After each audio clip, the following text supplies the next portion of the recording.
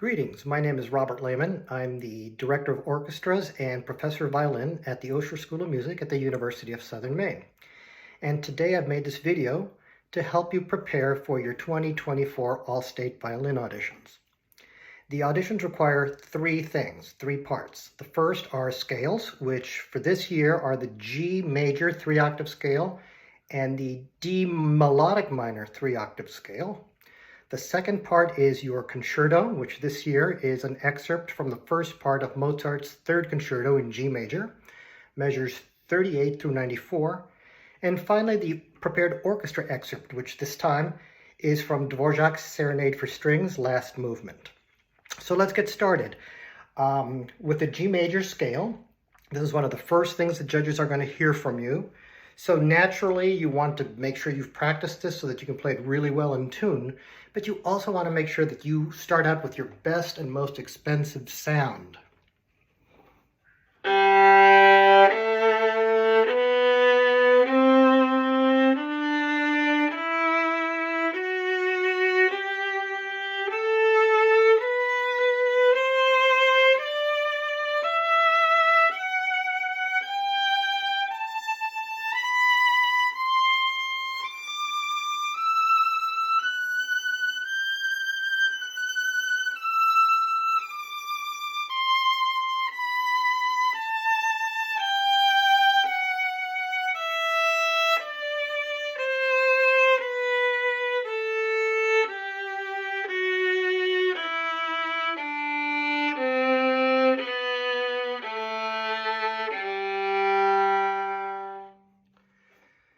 The rules require you to play one note per bow.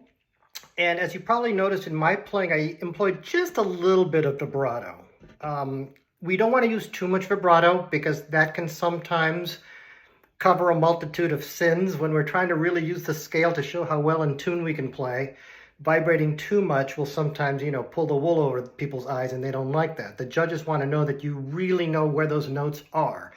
But just a little bit of vibrato to make a nice warm sound, I think, is appropriate.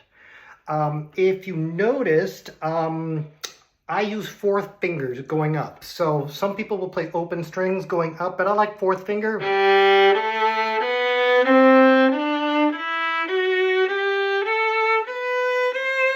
Shift here to third position on the D. One more shift onto the C. Now 4-4, back to 4. Now all the way back down to first position, fourth finger. And now I use open.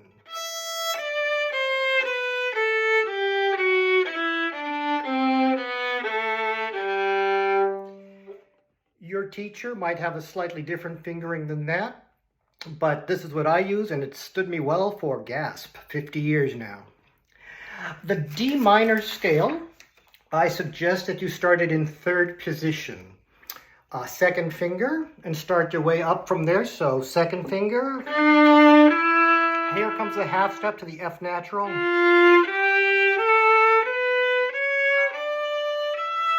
I suggest you shift again here on the F natural.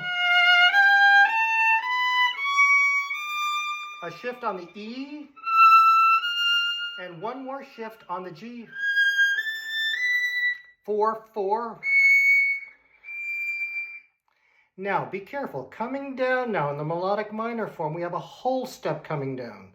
So unlike the major where you did a 4-4 coming down, you're now going to want to do a 4-3. Now from this second finger, you want to shift to a third finger, which is only a half step below. One more half step shift to a 3 on the E. Second finger E.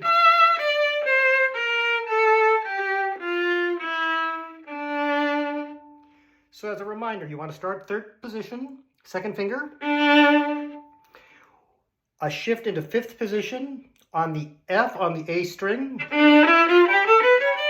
Shift here. Keep going. Two more shifts, first on the E, Then on the G, 4-4. Now 4-3, 3 on the half step, 3 on the E half step, second finger on the E back into third position,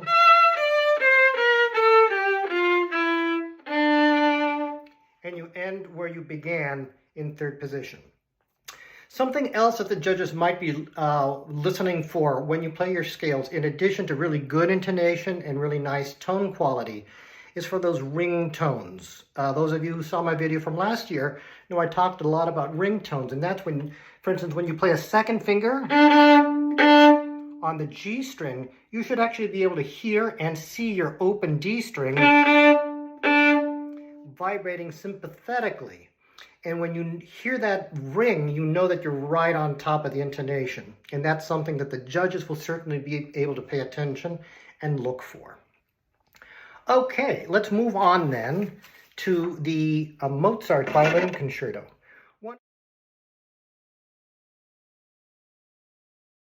One of the hardest things about this is just being able to play it stylistically. Mozart wrote music that is just absolutely perfect. And so there's very little room to hide anything that isn't perfect. A lot of that has to do with the classical style. This is very elegant music, so you need to make sure that you never rush things, you don't accent things in the wrong place, and you always use beautiful, clean sound. So for instance, the opening chord is sort of like a trumpet fanfare and needs to announce it helps to announce the soloist has entered the room.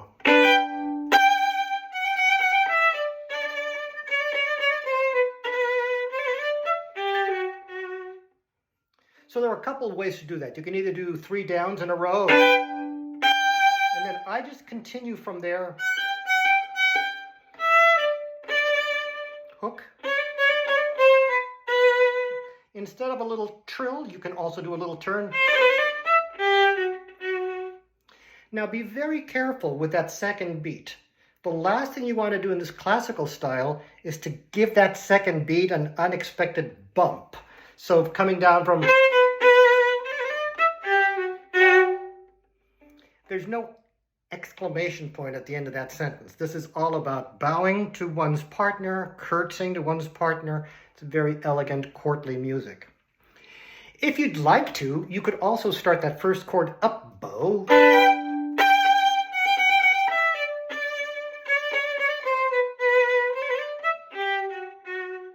which has a nice little flair to that.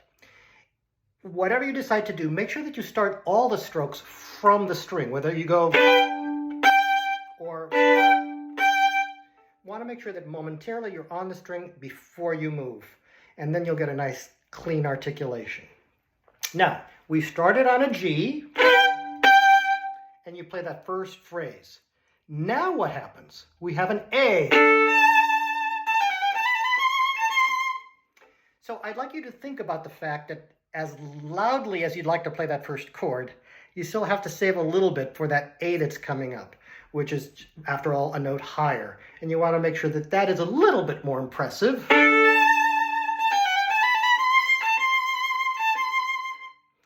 Now, oftentimes people will play these little staccato notes super short,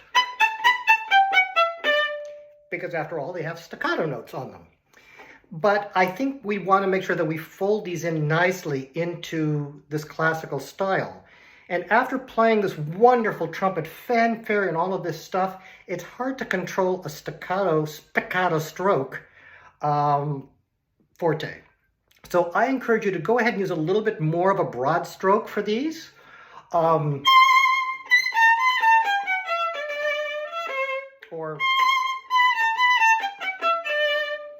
just something in the middle, but not too short.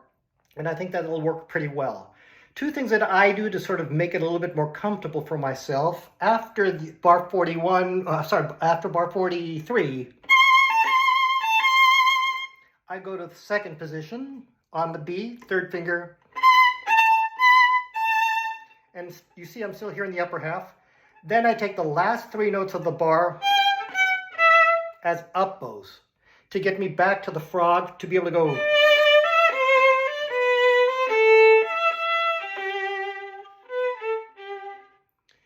Now, I think it's a very elegant ending to this phrase, so I've opted to go down bow and take yet another down bow, so I can end very lightly on an up bow. But you certainly, if you choose to, can go.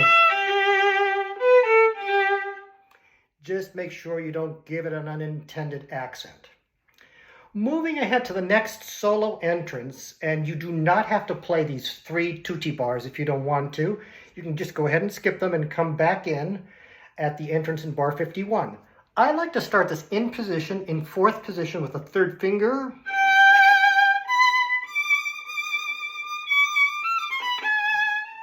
I play all of that in 4th position. Then I do a little echo and I jump to 1st position. All right, so let me do that for you again. Start, 3rd finger, 4th position.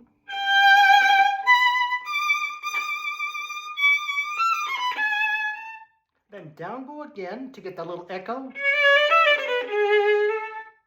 Then you can go on, make sure you snap the little 16th note.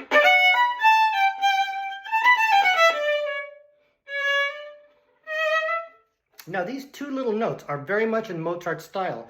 We talk about clipping the 2nd note, making the 2nd note a little shorter and lighter than the 1st. You can do that with bow speed as well as bow pressure, but make sure that you don't play equal notes,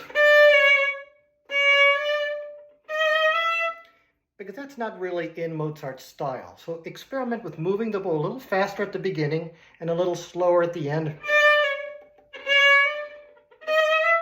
And you can clip that 2nd note a little bit and it's just fine.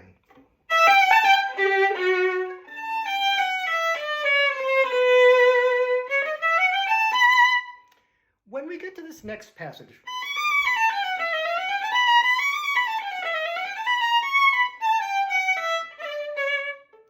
when I've heard this piece played at auditions like this, the biggest mistake I hear are the half steps being too wide. And so then it just sounds out of tune. You see how that just doesn't fit? Make sure that those fingers are about as tight as possible.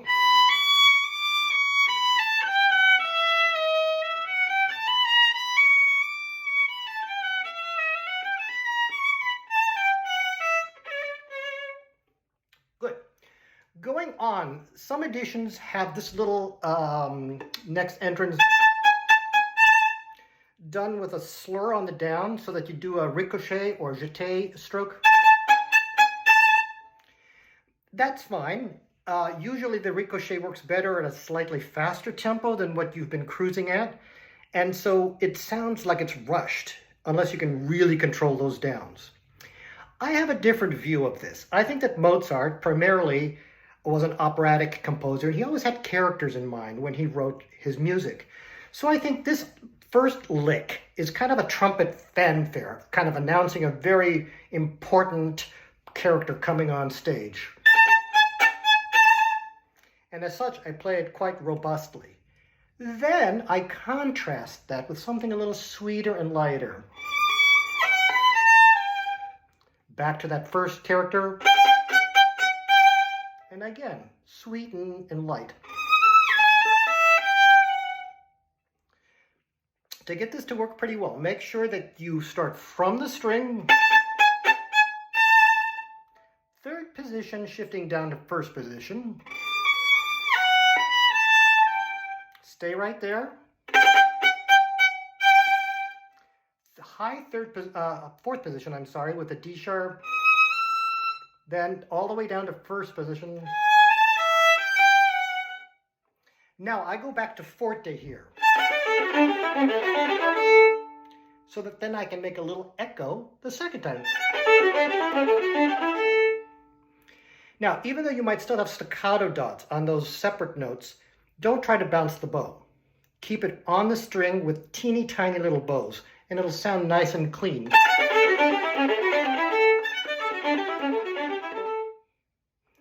Next comes, I think, one of the hardest passages, this gross little tongue twister that we have coming up.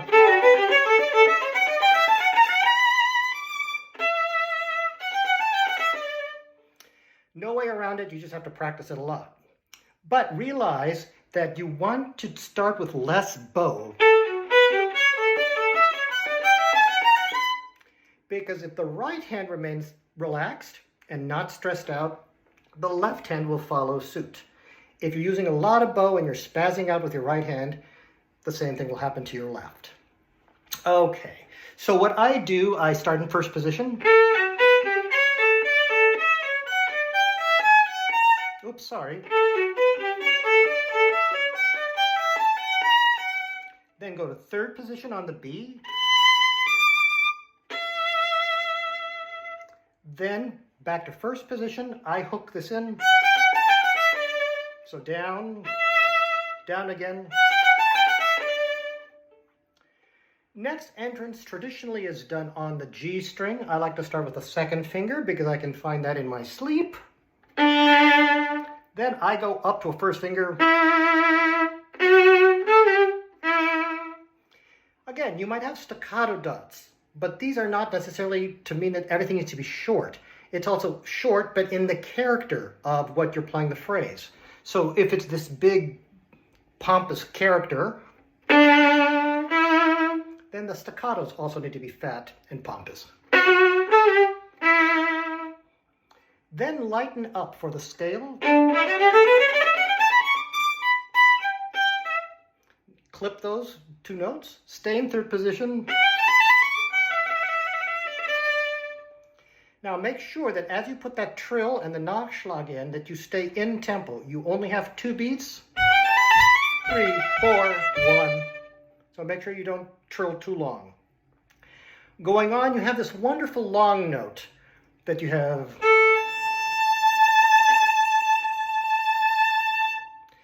Most people will take 2 bows because it is very long. And also you might want to do a little hairpin so that you're not just doing the one boring note the whole time. So a little hairpin. Shift up to third position and I slur this in.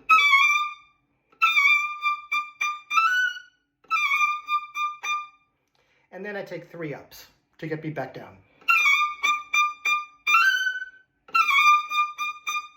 Now make sure that you don't get into triplet mode. Make sure you're still playing 30-second notes.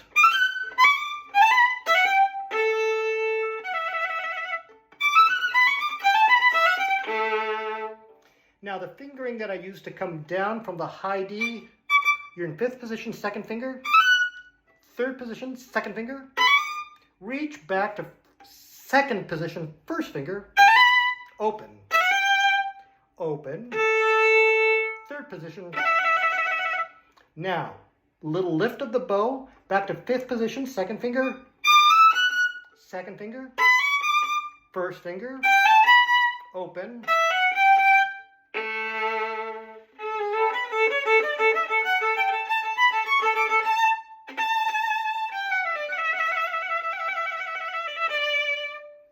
I take 2 bows on that long trill just because it's pretty loud and I want to launch us into the orchestral tutti. Okay, part 3 is the prepared excerpt on the Dvorak Serenade for Strings. This is really a nasty excerpt. So I'm hopefully going to figure out a way to post my fingering so that you can see them, but I'll tell them to you anyway.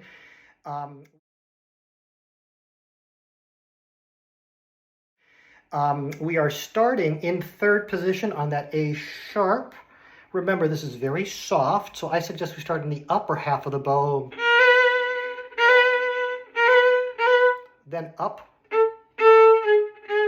Again, just like the beginning.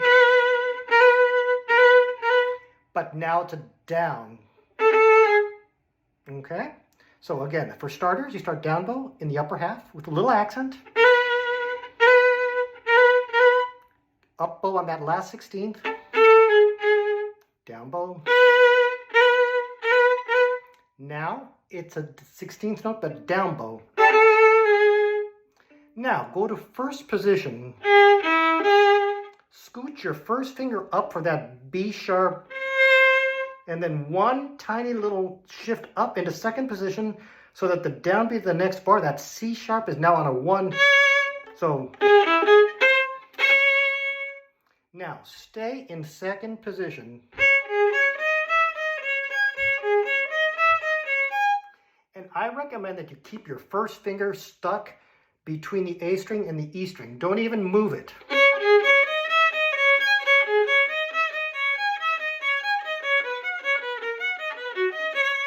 Okay?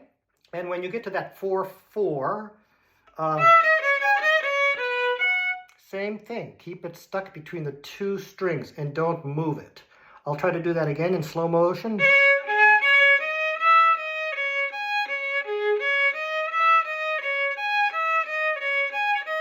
Here's the 4/4. Back to the beginning, like... Now there's a crescendo.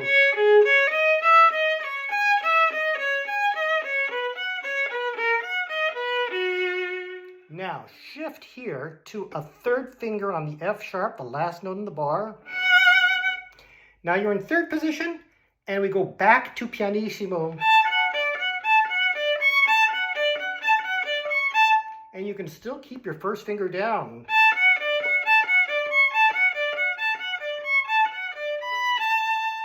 Now on this G natural, stretch to a third finger, and now you're in fourth position. After the D natural, shift back down to third position on the A and keep going.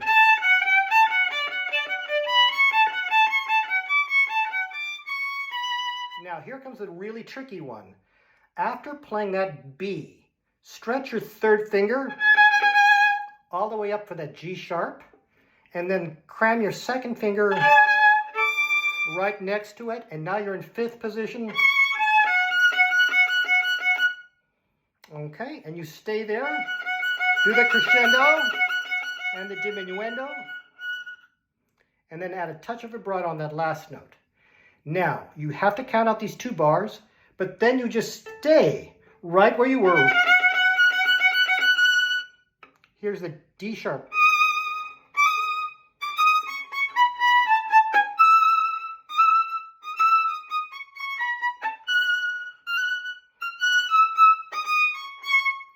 All of that has been in fifth position. Now shift down to third position for the B.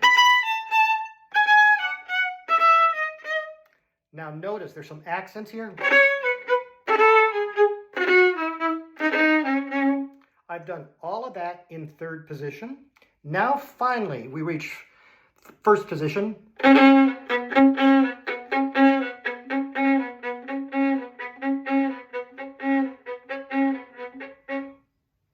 And there's a diminuendo to absolutely nothing.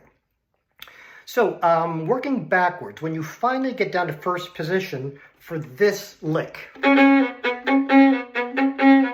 two things that all humans do. The softer it gets, the slower we tend to go. Don't fall into that trap. Stay right in tempo, even though you're getting softer, stay in tempo. And another thing that all violinists do, whenever we have two up bows, we tend to rush the second up bow a little bit. So you just want to make sure that you don't fall into that trap either.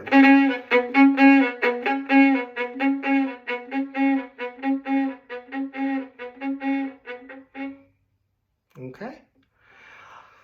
So, I hope that these things are helpful for you, and definitely listen to a couple of recordings of this work. It's the fifth movement of the Dvorak Serenade for Strings. It's terrific. And metronome speed, I would say eventually, if you can get it to 136, that'd be great. But definitely don't go anywhere near 136 for a while. I would start half that tempo. And just make sure that at any time you set your metronome, that you can play that hard passage like 3 times in a row perfectly. Then you can allow yourself to crank it up a little bit. Remember that you might understand up here what's going on long before the fingers, who have no brains, understand what's happening. This is a real tongue twister, real finger twister. So you need to be very patient and let the fingers figure it out. And the only way to do that is to repeat things positively and well 3 times in a row. And eventually you'll get the tempo where it needs to be. Anyway, I hope that this might be helpful for you, and good luck with your auditions. Bye-bye.